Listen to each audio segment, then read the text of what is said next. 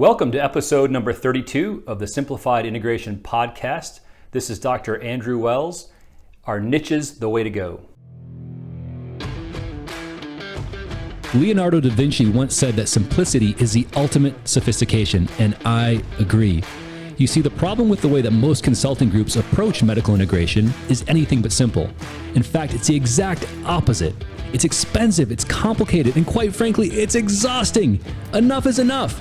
There are far too many amazing integrated clinics that are struggling. Well, I'm on a mission to change that. What I've come to find from over 5 years working with integrated practices is that simplicity really is the secret. The old saying of less is more is true. Through a streamlined approach, I was able to create multiple successful 7-figure integrated clinics, and now I'm going to show you how you can do the same. Join me as I share with you the secrets to successful medical integration and practice growth. Join me on a journey to greater sophistication through innovation. I'm Dr. Andrew Wells, and welcome to the Simplified Integration Podcast. Hey, what's going on, Doc? It's great to have you here on the Simplified Integration Podcast. Thank you for joining today. So today we're going to talk about niches.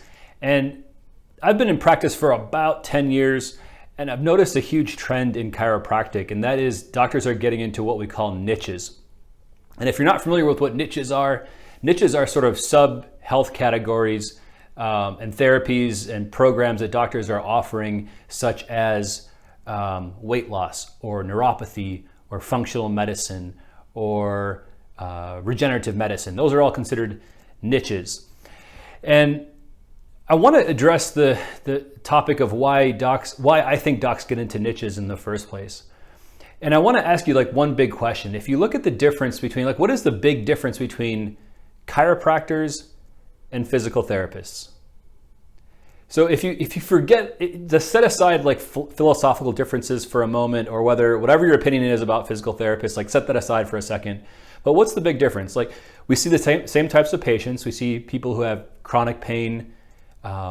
We see acute injuries. We both take care of spinal related issues. So there's a lot of crossover between chiropractic and physical therapy. But from a practice standpoint or a business standpoint, what do you think the main difference is?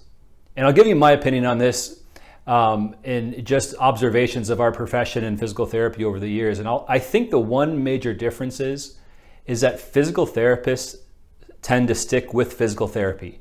They don't really branch outside of that specific type of therapy and what they learned in school. Yes, you see some people that specialize in certain parts of physical therapy, or you have your doctors of physical therapy, but for the most part, most physical therapists stick to physical therapy. Whereas when you look at chiropractors, if you go on most chiropractic websites, chiropractors don't do just chiropractic. A lot of chiropractors specialize in 2, 3, 5, 12 different types of services. And there's a reason for that. So if you look historically at insurance reimbursement, that's the big driver between the two. Now, you've heard of the Mercedes 80s, back in the 70s, 80s, 90s, there was some pretty decent reimbursement for chiropractors. So if you had patients that came in, you could do an exam, go through a series of adjustments, and get paid reasonably well for the services that we provide. However, in 2020, and even over the last 5 and 10 years, insurance reimbursement for chiropractic has just been slashed or completely eliminated. A lot of offices have gone cash. Some offices do a majority cash, some insurance, and there are still some states that pay decently for chiropractic services and adjustments, but that's even going away. Comparatively, you look at physical therapy, the coding and reimbursement for those codes have stayed relatively consistent. Now, yes, insurance companies are starting to nickel and dime even physical therapists, actually all doctors across the board, but you can still make a decent living doing physical therapy if you're a physical therapist. So because in our profession we don't have that stable reimbursement, and it's really tough to make the living that most doctors are expecting out of their doctor title, or all the work that we put through and the amazing care that we give to patients, we have a certain level of income expectation. And because we're not getting that through traditional commercial insurance or Medicare, it's tough to make a living. So chiropractors have had to go outside of our standard profession to find supplemental income. And that's where niches come in. And so if you look again, 15 years ago, there weren't a whole lot of niches in chiropractic. Maybe you were a chiropractor and maybe you did something like nutrition, right? Like 15 or 20 years ago, that might have been somewhat kind of like a niche. But now, again, if you look at most chiropractic websites, you have doctors doing all kinds of different types of therapies. And so is it a good thing or is it a bad thing? And I will say that it's both. It's good because, you know, chiropractors should be able to provide a wide array of services and help patients in a lot of different ways. Like for example, if you talk to a chiropractor who does weight loss, the argument could be made that, well, weight loss is important to chiropractic because if you have extra weight, it puts stress and gravity pulls on your joints, and it leads to injuries, bad joint health, pain, subluxation, pressure on the nerve system. All those things are true. So it should be in a chiropractor's best interest to get weight off their patient.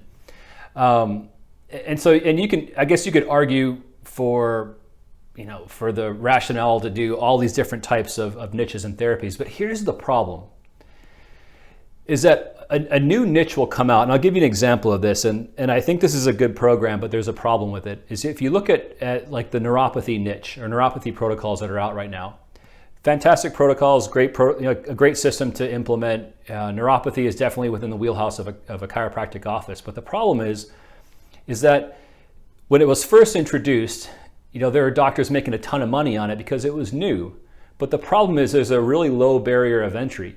So once doctors figure out that there's a profitable system that they can implement in their practice with not a whole lot of barrier of entry, then all these doctors jump on board and start doing neuropathy. So for example, where I live, there are like 3 or 4 doctors who have these big signs up saying we help with neuropathy patients, and they're all doing the exact same neuropathy program.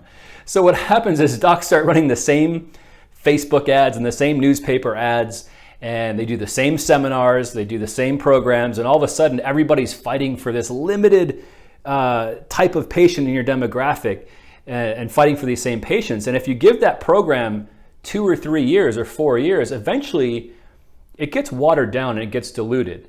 And so then what happens? A new niche comes out, and then doctors realize, I can make a lot of money doing red light weight loss. And so doctors buy these fat burning red light laser machines and put that in their office, expecting to make $50,000 a month for the rest of their life. And then all the other doctors jump on board and start doing that program. And so what happens, the problem with niches is that, especially if it's a low barrier of entry, it's really easy to get into. When docs realize that it's profitable, they all jump on board, and then it ruins it for everybody.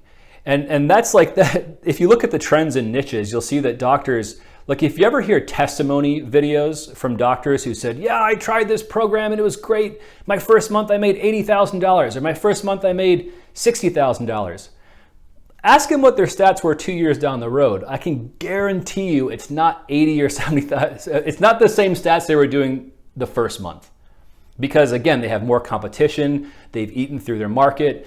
There's only a limited amount of patients that can see those types of, or that have that type of need and are looking for high ticket cash type of therapies. And so what happens is doctors end up every 2 or 3 years cycling through a new niche and doing a new program and then another new program. And the problem is that it distracts you from what your primary purpose is, being a chiropractor. So all of your energy and your marketing dollars and your efforts and your staff training go into learning these new systems, but then it takes away from chiropractic. And so doctors are really caught in this, it's a double-edged sword, right? You can make more money with niches, but you're taking away from your primary source.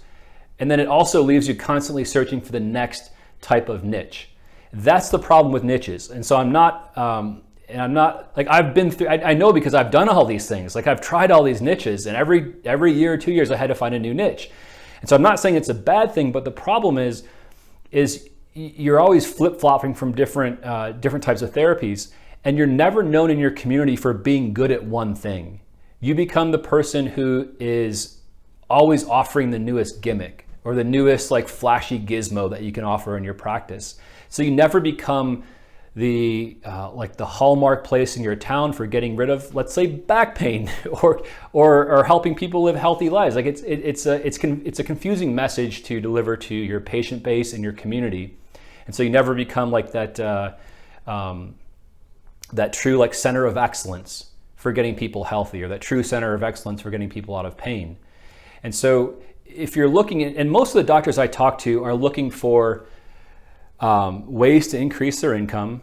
They're looking for ways that they can do that without having to do all the legwork or all the physical work, to be able to automate certain processes or delegate certain tasks to their staff.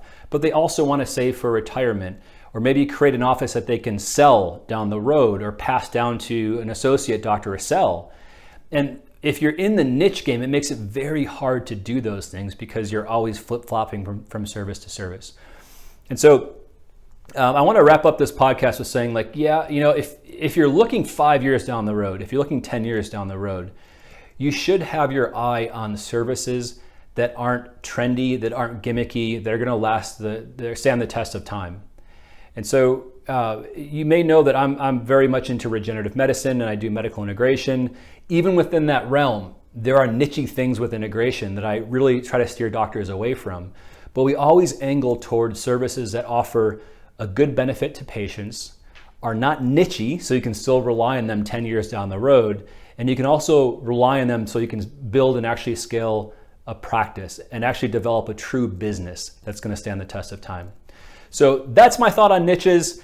I hope this provides some perspective on our profession and maybe comparing it to other professions, and some ways that you can really build on a really solid and reliable platform to build and grow a business. So thanks for tuning in, Doc. Really happy that you joined. I hope you got some valuable information out of this podcast. Hope you have a great day, and we'll see you on the next episode of the Simplified Integration Podcast. See ya. Hey, innovators. Thanks for listening to the Simplified Integration Podcast. The fact that you're listening tells me that you're like me, someone who loves simplicity. And the truth is, those who embrace simplicity are some of the greatest innovators. So I hope you got a ton of value from what we covered on today's episode. Be sure to subscribe and share with other docs that you feel could benefit from greater sophistication through simplification and innovation. If you've got specific questions that you'd like answered on this podcast, or you've got specific topics that you'd like me to discuss, just shoot me an email at info@integrationsecrets.com. That's info@integrationsecrets.com.